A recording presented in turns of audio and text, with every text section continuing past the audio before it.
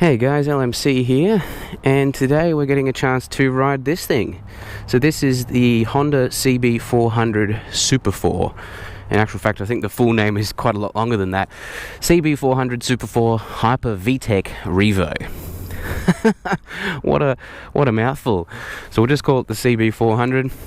But this is a cool, very classic looking bike. I'm really digging the look of this bike actually, despite the fact that it's actually not that old. So Honda's obviously deliberately gone for a very kind of classic styled bike. I think it looks the part. It looks pretty cool. So this is obviously a learner approved bike. I'm out here at A1 Motorcycles on Maroondah Highway in Ringwood, and they've agreed to let me take it out for a few hours, which is great. Now, if you haven't seen my announcements video that I put up recently, go pause this video and go watch that straight away, because there's an announcement back there that's important for what's going on here. So if you haven't done that, go watch my announcements video and then come back to this video. But anyway, so I've got this for a few hours. I'm going to have a bit of a ride on it, tell you guys what I think. So let's get started. I tell you what, I was super excited to ride this bike. You know, when I rang up A1 and they said, oh yep, and I was organising this day ride for myself, they sort of said, yep, we'll give you a CB400. How's that sound? And I tell you what, I just grinned. I was like, hell yeah, hell yeah. The reason for that is because when I was deciding on my own bike, this bike was on my list. This bike was totally on my list, because you know, I think it looks cool, and I love the idea of this little bike. But the reason I scratched it from my list ultimately was for the same reason I scratched a few other bikes. Is that this bike is a little bit more on the expensive side. So I don't know exactly how much A1 want for this bike. I didn't ask, but when I was researching bikes and looking at the different bikes, I found that this one, the CB400 Super 4, was kind of in the realm of about $12,000 to $13,000. So I'm sure this one's probably a similar kind of thing. I don't know, but I don't know. I just felt like that was too expensive for me, so that's why this one came off the list. But I was really sad to scratch this one off the list because I really thought it was a nice bike. So that's why I was super excited when A1 said, yep, come ride a CB400. I was thinking, hell yeah, why not? So here we are on it now. And I tell you what, the first thing I noticed that really surprises me actually is just how planted this little bike feels. You know, I mean, in my last video I rode the Ninja 300 from Kawasaki, and you know, one of the comments I kind of made was that it felt much lighter than my Honda CB500F, but that I didn't really like that. You know, that I felt like it was a bit too light for me. That it kind of didn't give me a great deal of confidence. The little Ninja 300, didn't give me the same degree of confidence that I got out of my own bike. And so when I got onto this bike, I kind of expected to have the same feelings. I thought, it's smaller, it weighs less, smaller engine, all that kind of stuff. So sorry, I'm getting distracted. So I kind of expected to have the same problem on this bike. I thought I'd get on it and it would be, a little bit too small, and it wouldn't really give me that much confidence on while I'm riding. But I tell you right now, that is not the case. For such a small bike, it's very confidence inspiring. It feels really, really planted on the road, despite the fact that it is quite a small bike. So that's really impressive. Really, really impressive. So, talking about this engine, it has a surprisingly good amount of torque. That's another thing that really took me by surprise when I got on it. Surprisingly good amount of torque, actually, because it doesn't have quite as much torque as my bike, as my 500F, but I think it has more torque than the Ninja 300. I suppose it makes sense. It is a bigger bike, but it is also a 4-cylinder, which aren't typically known to be torquey engines. So that's definitely something that I noticed getting on this. So let me demonstrate. Let's go down here. Let me demonstrate that. Perfect, this will do. So what I'm going to do is just basically take off without using the throttle. That's effectively all I'm going to do. Now, on my 500F, this is dead easy. You know, I can just let go of the clutch and it will just take off because it's got plenty of torque. I mean, it doesn't go very fast, but it has no problem getting going. What's this person doing? Coming in there. Cool. So it has no problem getting going. But I kind of expected this to not have that amount of torque, so I just want to demonstrate that this can do it, no problems. Alright, so I'm not going to use the throttle. I'll keep my hand on the thing, but I'm not going to use the throttle. No throttle, none at all. Feet are up on the pegs now. That's it, you know. So you can ride like this all day. The engine doesn't care.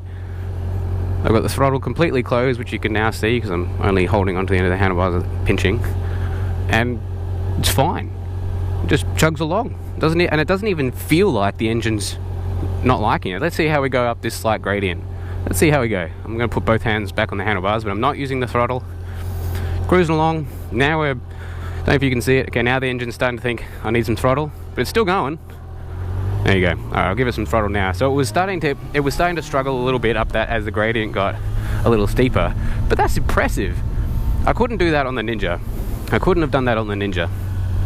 So I'm impressed by that. I didn't expect it to be able to do that, actually. I thought it wouldn't have enough torque to do that. Whoops.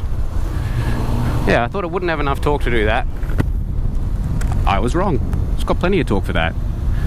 And so I think that, I don't know much of, I'm not a mechanic, I don't know much about all the technical details, but I was Googling this bike last night before riding it, and of course the thing that is special about this bike, if you like, is the VTEC thing. So what is VTEC? This seems to be the only bike I can find that has it, and I know VTEC is a Honda thing, but Honda don't have I can't find many other examples where Honda have essentially implemented VTEC on their other bikes. It's basically just this one. So what VTEC is, as far as I understand it, is that below a certain amount of revs, it kind of closes off a couple of valves per cylinder. And I think, in fact, on this bike, someone correct me if I'm wrong, but they actually close off a whole, one exhaust port. So, and the reason they do that, apparently, this is what they claim, is that it improves economy down low and low revs, but it also apparently improves sort of low to mid-range torque. So perhaps that explains why this bike can take off without the use of the throttle so easily. It's because of the VTEC. And then, so continuing on talking about VTEC, what happens is after you rev it over a certain amount, then the valves open up and the exhaust open up, and that's designed, it's designed to give you more high-end power, and you can see it on the revs. So probably can't see it from here. I'll get down close. If you look on the revs there, you can see it about just after 6,000 revs. So just after 6,000 revs, there's a thicker white line around the tach. And what that represents is where VTEC kicks in. So that's where the engine profile switches over from, having a few extra valves closed and an exhaust port closed, and switches over and opens it all up. So, that's kind of cool. I mean, I don't really know if I can feel the difference. Let's see if we can go find somewhere where I can open her up a bit. Maybe we'll get off this side street and then I'll open her up and see if I feel the difference. Alright, here we go, let's get straight. Oh yeah, okay. So you definitely feel it. So I'm not really going too hard on it,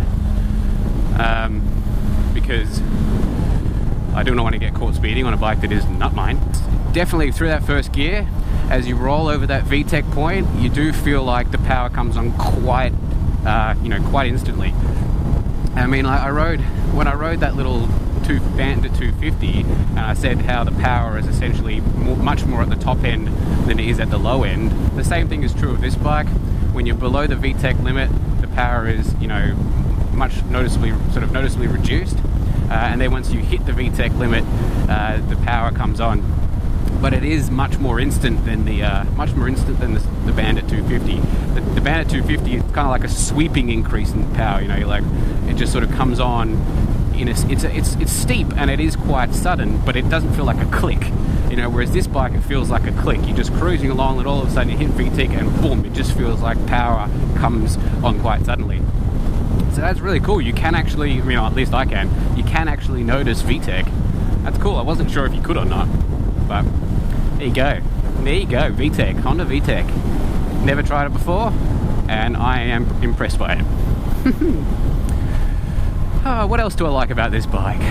What else do I like? I must admit, I think, okay, so the other thing I do really like is I love the styling of this bike. You know, like this bike isn't a new, and this bike isn't old. You know, it's actually, you know, it's only a few years old. It's definitely newer than 2010. And, so, you know, at best, this bike is about 5 years old, but it has a very classic look. So, and I kind of like that. I like the fact that Honda's resisted transforming this into a very sort of modern looking bike. You know, it sort of has a nice place in them, a nice place in their lineup. It's something that has a really classic styling to it. Because when you look at something like my bike, the 500F, and it looks totally, while it's the similar kind of style, you know, they're just naked standard bikes really. They're very upright, super comfortable, very good commuting bikes, easy to cruise along.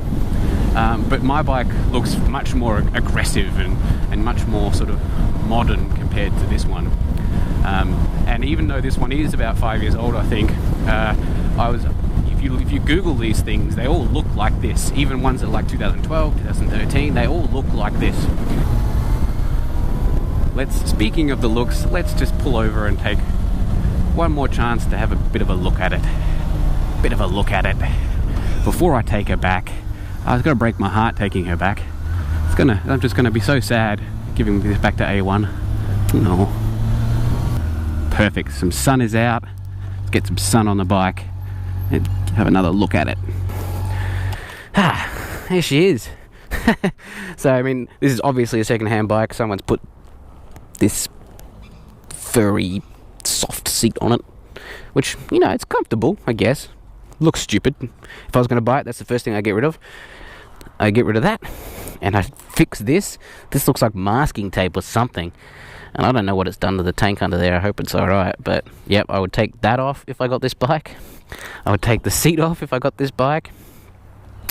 I would spend a bit of cash on an exhaust system to make it scream like I know it wants to, because I reckon this thing would just sound freaking awesome with a nice exhaust on it. And probably to top it all off, what I would do is get rid of these mirrors, I reckon. Get rid of these mirrors, probably just get some nice kind of circular, retro styled bar ends, and then I think it would just look awesome. Yeah. But there you go, guys. I hope you enjoyed a bit of a quick burn on this bike. I'm in love with it. I reckon it's awesome. If I was going to move off the CB500F before my restriction period, this bike would be right up there as a candidate to move on to. So, you know, going from a lamb's bike to a lamb's bike, this bike would be something I'd be keen on. You know, it's a bit more expensive, so I didn't really want to spend that amount of money on my first bike. But as a second bike, you know, if I can get a bit of money back on my 500F, you know, in a couple of years' time, whatever version of this is out then, that could potentially be something I'd look at. So I hope that gives you a sense of how much I think this bike is really awesome. Yeah, but that's it from me, guys. I'm going to take the bike back to the dealership now and put this video together and upload it for you guys. So if you have any questions about the bike, if you think there's anything I didn't address, or if, you know, there's anything you're wondering about, just leave me a comment, ask me about it. If you want to come and play with this bike exactly, I mean, you can go down to A1 in Ringwood and actually ride this bike if you like. So if they let idiots like me test ride it, they will let people like you test ride it. So yeah, if you want to have a go at this bike, it's at A1, but I'm going to take it back there now and then head home. Thanks, guys. I'll see you in the next video.